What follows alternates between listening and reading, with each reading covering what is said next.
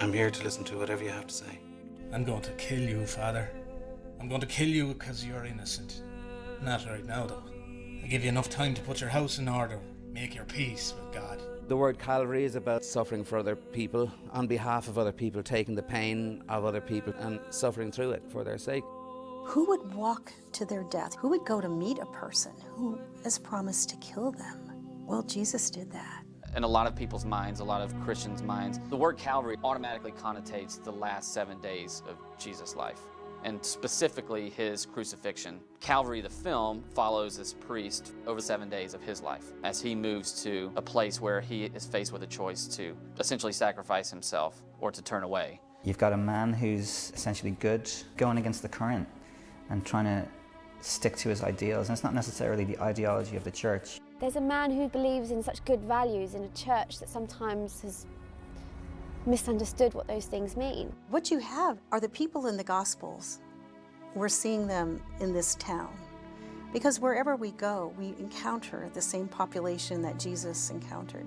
People who are trying hard, people who are failing, and other people who are searching. So you're sure there's a God then, Father, yeah? I'm asking because I'm having doubts myself, like. I'm having a crisis of faith. You're supposed to be a beacon of hope, so then they go to the beacon of hope and then they could throw muck at it to see can they put it out. Don't be going away mad. I'm an awful messer. But that's the struggle, is to keep shining through it. And sometimes it becomes almost impossible, but this guy keeps going. What's your name? Get in the car. What were you saying to her? I wasn't saying anything to her. Father James's burden, I think, is two things.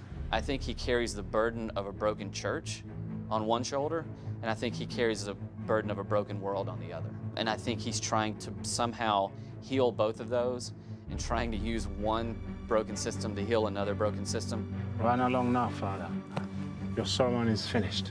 At some stage I began to think this character can't take any more.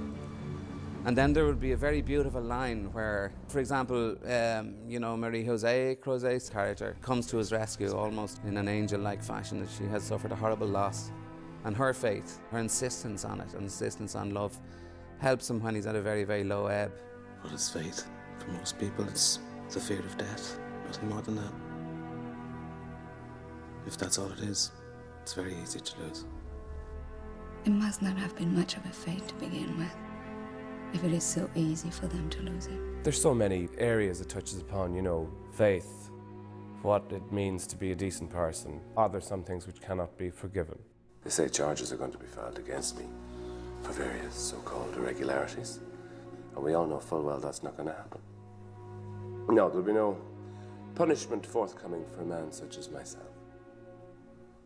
There never is. These big questions. And the film does it in a very, very challenging, interesting way. Forgive me, Father, for I have sinned. Say 1 Our Father and 10 Hail Marys. I've sinned more than that. There's a lot of sin in this town, and he knows it, but he does know that the opposite of sin is virtue, is that power to be good. I think there's too much talk about sins, to be honest. Not enough talk about virtues. You might be right.